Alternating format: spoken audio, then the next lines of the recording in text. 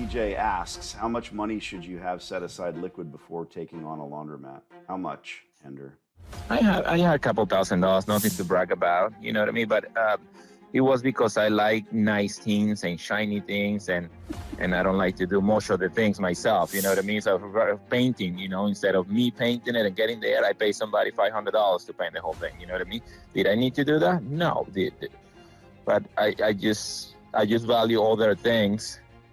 I like than doing that, you know what I mean? I can do it, but I just perfect. If you don't want to get your hands dirty, and look, it's not misdirection when someone like PJ says how much, and I say nothing, here's why. As I'm building this empire, it becomes a game, right? When I go buy a brand new car, I have a set of parameters, right? I either know the salesman I'm going to deal with, or I pretend to know the salesman I'm going to deal with. What the hell does that mean? People are afraid to negotiate. They're afraid to buy cars. I need a leg up. Do I need to know the guy? Do I need to know the manager or the owner of the dealership? I do know a lot of those people, but maybe it's a vehicle, or I'm looking for tractors right now and heavy equipment. It's crazy. I have a system, right? I'm going to show up, and the kid with the skinny tie who's standing out in 100-degree weather, who runs over to the car and grabs the door handle. Hey, can I help you, sir? I was here last week.